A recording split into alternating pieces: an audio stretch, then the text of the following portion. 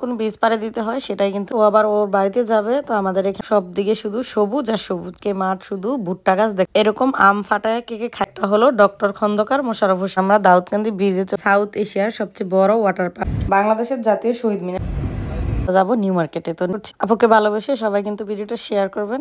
Hello everyone, আসসালামু আলাইকুম। আশা করি সবাই খুব ভালো আছেন, আমরা ভালো আছি আলহামদুলিল্লাহ। এটা হলো মাদ্রাসা রোড, যেটা মাদ্রাসা হয়ে পশ্চিম কাওয়াদি চলে গেছে। মাদ্রাসা রোড থেকে কর্নারের বাউন্ডারির দক্ষিণ পাশে যে রাস্তাটা চলে গেছে সেই রাস্তা দিয়ে কিন্তু আমাদের বাড়িতে যেতে হয়। এই হলো আমাদের রাস্তার উপরে দোকানপাট, আর এই রোড দিয়ে কিন্তু আমরা মেইন রোডে চলে যাই। প্রথমবারের মতো এবার দেশে এসে ঢাকার উদ্দেশ্যে রওনা দিচ্ছি। আজকে আমাদের উদ্দেশ্য কেনাকাটা করা, তারপরে আমাদের ঢাকায় যে আমার ভাই বোনরা থাকে ওনাদের সাথে একটু দেখা করা। আমাদের বাড়ি থেকে ঢাকা যেতে কতটুকু সময় লাগে বা যাওয়ার পথে কতটা ব্রিজ পাড়ে দিতে হয় আর কোন কোন ব্রিজ পাড়ে দিতে হয় সেটাই কিন্তু দেখবেন এই ভিডিওতে। আমরা যেখানে যেখানে গিয়েছি বাংলাদেশে গিয়ে আমরা গাড়ি রিজার্ভ করে নিয়েছি 3-4 দিনের জন্য। তো সেই গাড়ি দিয়ে কিন্তু ঘোরাফেরা করেছি। চিকন শাখা রোড থেকে এখন আমরা মেইন রোডে উঠে গেছি। আর এই রোডটা কিন্তু হলো বাবুরহাট মতলব পেন্নাই সড়ক, যেটা গৌরীপুর থেকে সোজাসুজি একদম বাবুরহাটের দিকে চলে গেছে। এই যে আমাদের মাদ্রাসার সাইনবোর্ড। তো পরবর্তী ভিডিওতে আপনারা এই সাইনবোর্ডটি পাকা গেট হিসাবে দেখতে পাবেন। এবার আমি সবকিছু কনফার্ম করে আসছি, ইনশাল্লাহ আমার অর্থানে আমি এই গেটটাকে তৈরি করে দেব। আমার বোনের মেয়ে ও আবার ওর বাড়িতে যাবে, তো আমাদের এখান থেকে নেমে গেল। আর ওই যে রোডটা দিয়ে যেতে হয় ওদের বাড়িতে, যেটা হলো ব্রাহ্মণদিয়া তালুকদার বাড়ি, ওদের বাড়ির দিকে যাইতে এটাই কিন্তু একমাত্র রাস্তা। এইবার আমরা যেই সিজনে দেশে আসলাম সব দিকে শুধু সবুজ আর সবুজ। আমাদের বাড়ি থেকে গৌরীপুরের দূরত্ব কিন্তু 15 কিলোমিটার, আর আমরা এখানে অলমোস্ট পালের বাজারের কাছাকাছি চলে আসছি। এখান থেকে গৌরীপুর যাইতে 12 কিলোমিটার। রাস্তার দুই ধারে সবুজ আর সবুজ, আর মাঠের মধ্যে মাঠকে মাঠ শুধু ভুট্টা গাছ দেখতে পাবেন। আমাদের দাউদকান্দি অঞ্চলের এই সিজনটাতে সবাই কিন্তু ভুট্টার ফসল করে থাকে। এটা হলো মিশুর আর আশিকের ছোটবেলার স্কুল আলমানার একাডেমি। এখানে মিশু আর আশিক ক্লাস 9 পর্যন্ত পড়াশোনা করেছে, যদিও 8-এ থাকতে মিশু আমেরিকায় চলে আসছে। এটা হলো নয়ের বাজারের স্কুল ডক্টর খন্দকার মোশাররফ হোসেন উচ্চ বিদ্যালয়। অনেকেই হয়তো জানে না আমাদের নয়ের বাজারে ডক্টর খন্দকার মোশাররফ হোসেনের নামে একটি উচ্চ বিদ্যালয় আছে। তিনি মন্ত্রী থাকা অবস্থায় আমাদের এই উচ্চ বিদ্যালয়টি তৈরি করে দিয়েছেন। নয়ের থেকে আরো কিছুক্ষণ সামনে আগালি দেখা যাচ্ছে রাস্তার ওই পাশে অনেকগুলা গড়। এই ঘরগুলা সরকার করে দিয়েছে, যাদের মানে ভূমি নাই, ভিটা নাই বা বাড়িঘর নাই তাদের জন্য। নিঃসন্দেহে এটি একটি ভালো উদ্যোগ, তবে যারা এই কলাকৌশলী আছে তারা কিন্তু টাকা খেয়ে মেরে দিয়ে ঘরগুলাকে অত একটা ভালো করে তৈরি করেন। দেখতে দেখতে আমরা গৌরীপুরে চলে আসছি। এটাই কিন্তু হলো গৌরীপুর কোল্ড-স্টোর, আর এই কোল্ড-স্টোরটা কিন্তু অনেক বেশি বড়।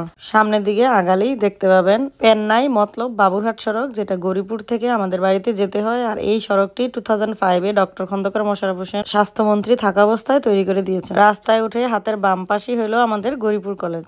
গৌরীপুর থেকে দাউদকান্দি পর্যন্ত এই রোডে কিন্তু আমাদের এলাকায় 4টা কলেজ আছে। একটা গৌরীপুর কলেজ, একটা জুরানপুর, আর একটা হাসানপুর, আর বাকি একটা হলো ডক্টর খন্দকার মোশাররফ হোসেন কলেজ, যেটা দাউদকান্দির ব্রিজের পাশেই অবস্থিত। হাতের বাম পাশে যেতে এটা হলো দাউদকান্দি হাইওয়ে থানা। আমরা এখন একটা তেল পাম্পে নেমে গেলাম। এখানে নেমে আবার আনিস আম ফাটাচ্ছিল, তো লবণ মরিচ নিয়ে আসছি আর আম খাচ্ছি। অনেক বছর পরে ভেবে কাঁচা আম ফাটায়া লবণ মরিচ দিয়ে খাইলাম। এরকম আম ফাটায় কে কে খাইছেন অবশ্যই কমেন্টস করে জানাবেন। আর এই মুহূর্তে ভিডিওটা দেখে কার কার জিভ্বায় পানি আসছে সেটাও কিন্তু কমেন্টস করে জানাবেন। তেল নেওয়া শেষ করে এখন আমরা তেল পাম্প থেকে চলে যাচ্ছি। এটা হলো আমাদের দাউদকান্দি থানার মডেল মসজিদ, যেটা সরকার থেকে প্রতিটা থানায় মসজিদ তৈরি করে দেওয়া হয়েছে। এদিকে হলো দাউদকান্দি পৌরসভা এবং দাউদকান্দি মাদ্রাসার গেট, আর ভিতরের দিকে গেলে কিন্তু হলো দাউদকান্দির বাজার। আগের মুহূর্তে বলদা খাল থেকে সিরাজচর যাওয়ার যে রাস্তা সেদিকে যাইতে কিন্তু মোশাররফ কলেজ। এই রাস্তাটা হলো ঢাকা যাইতে হাতের বাম পাশ। দেখতে দেখতে এখন আমরা দাউদকান্দি ব্রিজে চলে আসছি। আর এই ব্রিজটা কিন্তু হল গোমতী নদীর উপর তৈরি মেঘনা গোমতী সেতু। আমি যখন ছোট ছিলাম আব্বার সাথে ঢাকা যেতাম, তখন কিন্তু আমরা এখান দিয়ে ফেরি পার হয়ে ঢাকা যেতে হতো। একদম অনেক ছোটবেলার মেমোরি। তখন কিন্তু এই ব্রিজটা তৈরি হয়নি। আগে ফেরি ঘাটে এসে 2 ঘন্টা 1.5 ঘন্টা বসে থাকতে হইতো। ফেরি পার হওয়ার পর ওপারে গিয়ে কিন্তু আমরা ঢাকা যেতে পারতাম, সেখান থেকে আবার বাস পাল্টাতে হতো। এই ব্রিজ হওয়ার পর আমাদের বাড়ি থেকে ঢাকা যেতে মাত্র 1.5 থেকে 2 ঘন্টা সময় লাগে। এখন সাউথ এশিয়ার সবচেয়ে বড় ওয়াটার পার্ক মানাবে, আর এটা হলো মুন্সিগঞ্জে অবস্থিত। আমাদের বাড়ি থেকে ঢাকা আসতে হাতের বাম পাশে। সময়ের অভাবে আমরা এবার এই ওয়াটার পার্কটাতে যেতে পারিনি। দেখতে দেখতে আমরা কিন্তু এখন মেঘনা ব্রিজের উপরে চলে আসছি। আর এই মেঘনা ব্রিজটা কিন্তু অনেক পুরাতন। আগেরবার প্রতিটা ব্রিজেরই একটা সাইড ছিল, এখন 4 লেন করার কারণে ওই পাশে নতুন করে আরেকটা ব্রিজ তৈরি করা হয়েছে। যেই ব্রিজটা আমি আগে বাংলাদেশে থাকা অবস্থায় দেখিনি। মেঘনা নদীর দুই পাশে কিন্তু একদম ব্রিজের সাথে ইন্ডাস্ট্রিজ এলাকা, যত ইন্ডাস্ট্রিজ কারখানা আছে সব কিন্তু নদীর পাড়ে। বাংলাদেশে যে সিমেন্টের কোম্পানি ফ্রেশ, তারপরে হোল ক্রিম, এগুলা কিন্তু সব মেঘনা নদীর পাড়ে অবস্থিত। আর নদীর ভিতরে তো অনেক নৌকা, অনেক শিপ, যেগুলা করে এই ইন্ডাস্ট্রিজ এলাকার সমস্ত মালামাল বহন করে এবং কারখানাতে নিয়ে আসে। আমাদের বাড়ি থেকে ঢাকা যেতে ছোট বড় মিলিয়ে কয়েকটা ব্রিজই পড়ে, কিন্তু সব থেকে বড় ব্রিজ হলো দাউদকান্দি ব্রিজ, মেঘনা ব্রিজ, তারপরে কিন্তু কাঁচপুর, আর মাঝে পথে ছোট ছোট আরো অনেকগুলো ব্রিজ আছে। মেঘনা নদীর পাড়ের এই সিমেন্টের কারখানাগুলো দেখে আমার কাছে মনে হয়েছে যে এই দিকে বাংলাদেশটা ঠিক আগের মতোই আছে, তেমন একটা পরিবর্তন হয় নাই। আর চতুর্পাশে সবকিছু কেমন যেন পরিবর্তন, চেনা জানা সব জায়গাগুলোকে কেমন যেন অচেনা মনে হয়েছে। যেহেতু আমি 8 বছর পর বাংলাদেশে আসছি, সেজন্য আমার কাছে অনেক কিছুই এখন অচেনা লাগে। মেঘনা ব্রিজ পার হওয়ার কিছুক্ষণ পরে কিন্তু হলো সোনারগাঁ। রাস্তার দুই পাশে কারেন্টের এই খাম্বা দেখে আমার অনেক ভয় লাগে। এই খাম্বাগুলো কিন্তু অনেক বিপজ্জনক। এটা হলো সোনারগাঁ, আর বাম পাশে হলো সোনারগাঁ মসজিদ। এই মসজিদটা কিন্তু ছোটবেলা থেকেই দেখে আসছি। নতুন করে এখানে শুধু একটা ওভারব্রিজ তৈরি করছে। সোনারগাঁ থেকে আর কিছুক্ষণ আগালে কিন্তু হলো নাঙ্গলবন্ধ পুণ্য স্নান স্থান, যেখানে দেশ বিদেশ থেকে বাংলাদেশে হাজারো সনাতন ধর্মের লোকেরা এখানে আসে এবং স্নান করে। তারা মনে করে এখানে স্নান করলে সব পাপ মোচন হয়ে যায়। আমরা কিন্তু এখন চলে আসছি কাশপুর ব্রিজে। এখান থেকে কিন্তু রাস্তা ভাগ হয়ে গেছে, একটা ঢাকা আর একটা হলো সিলেট সড়ক। ওই যে দেখেন রাস্তার বাম পাশে, ওটা হলো কাশপুর হাই স্কুল। আমি এই মসজিদটাই এতক্ষণ খুঁজতেছিলাম। কাশপুরের এই মসজিদটা ছোটবেলা যখন আসতাম তখনই কিন্তু দেখতাম এই মসজিদটাও কিন্তু ঠিক আগের মতোই রয়েছে, এর মধ্যে কোনো পরিবর্তন নেই। একদম নদীর কোল ঘেঁষে এই মসজিদটা তৈরি করা। এই কাশপুর ব্রিজটা আগে কিন্তু অনেক ছোট ছিল এবং খুবই বেকাতারা ছিল। কাশপুর ব্রিজ সম্পূর্ণটাই কিন্তু নতুন করে তৈরি করা হয়েছে। ব্রিজ পার হওয়ার একটু কিছুক্ষণ সামনে আগালে কিন্তু আরেকটা ওভার ব্রিজ, আর এটাই কিন্তু হলো চিটাগাং রোড। হাতের বাম পাশে গিয়ে একটা রাস্তা আছে, যে রাস্তাটা দিয়ে নারায়ণগঞ্জ যেতে হয়। আর এই যে এখন চলে আসছি মৌচাকে। এই মৌচাকে রাস্তাটার বাম পাশে কিন্তু আমরা জায়গা কিনছি, সেখানে আমরা খুব শীঘ্রই বাড়ি তৈরি করবো ইনশাল্লাহ। এইবারই প্রথমবার আমি যাত্রাবাড়ি ফ্লাইওভারে উঠবো। আমরা কিন্তু এখন ফ্লাইওভারের দিকে যাচ্ছি। আর হাতের বাম পাশে হলো শেরে বাংলা আইডিয়াল স্কুল। আর এই যে এখন আমরা ফ্লাইওভারে উঠে গেছি। ফ্লাইওভারে উঠার পরে দুই পাশে যে বাড়িঘর, এগুলা কিছু কিছু আগের বাড়িঘর আছে, অনেক নতুন করেও ঘর বাড়ি তৈরি করা হয়েছে। রাস্তার বাম পাশে যে জায়গাগুলো, এগুলা কিন্তু আগে খালি ছিল, একদম পানি ভরপুর ছিল। এখন এখানে সব বিল্ডিং করে ফেলছে।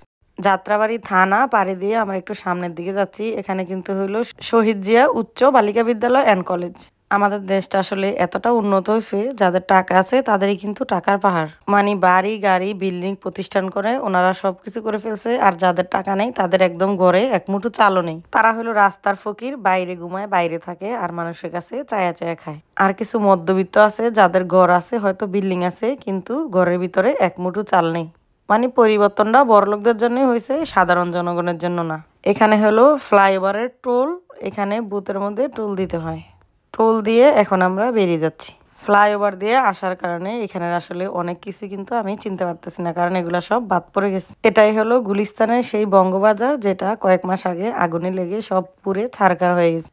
ব্রিজ থেকে অতটা ভালো একটা বোঝা যাচ্ছে না, তাও সময়ের অভাবে সেখানে কিন্তু যাইতে পারিনি। যাত্রাবাড়ির এই ফ্লাইওভারটা আইসা শেষ হয়েছে চাংখারপুল। এখান থেকে সামনের দিকে গেলে কিন্তু ঢাকা ইউনিভার্সিটি, ওইদিকে কিন্তু হলো ঢাকা ইউনিভার্সিটি, আর সামনের দিকে এটা হলো ঢাকা মেডিকেল কলেজের বার্ন ইউনিট। আসলে গাড়ি রানিং থাকা অবস্থায় অত ভালো একটা ক্লিয়ার করে আমি ভিডিও তৈরি করতে পারি নাই, সেই জন্য কিন্তু দুঃখিত। আমাদের বাম পাশে কিন্তু ঢাকা মেডিকেল কলেজ হসপিটাল ছিল, কিন্তু আমার ক্যামেরা সেটা ক্যাপচার করতে পারিনি। ঢাকা ইউনিভার্সিটির ল অনুষদ, এটা আইন অনুষদ।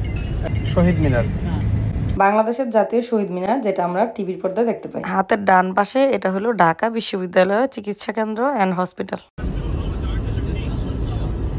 হাতের ডান পাশে এটা হলো পরমাণু শক্তি কেন্দ্র। একটু সামনে আগালে এখানে একটা স্মৃতিস্তম্ভ তৈরি করছে শ্রদ্ধেয় তারেক মাসুদ এবং মিশুক মনিরের সৌজন্যে। এটা হচ্ছে টিএসসি, এই ডান পাশেরটা। এটা হচ্ছে রাজু ভাস্কর্য, এটা টিএসসি বিল্ডিংটা। এটা হচ্ছে সড়ক দ্বীপ।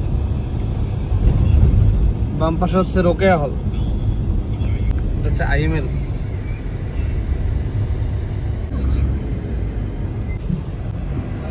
এটা হচ্ছে আমাদের কলা ভবন, ডান পাশে কলা ভবন। হ্যাঁ, কি আর্ট, এই অপরাজেয় বাংলা, এখানে আমাদের প্রোগ্রামগুলো বেশিরভাগ সময় হয়। ভিসি চত্বর,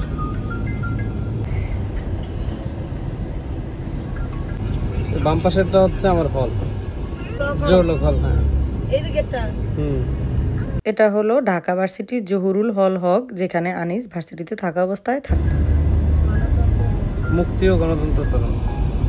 দেখতে দেখতে আমরা এখন চলে আসছি নীলক্ষেতে, এরপর আমরা যাব নিউ মার্কেটে। তো নিউ মার্কেট থেকে কি কেনাকাটা করব নেক্সট ভিডিওতে আপনারা সেটা দেখতে পারবেন। আজকের মতো এই ভিডিওটি এখানেই সমাপ্ত করছি। আপুকে ভালোবেসে সবাই কিন্তু ভিডিওটা শেয়ার করবেন। আল্লাহ হাফেজ।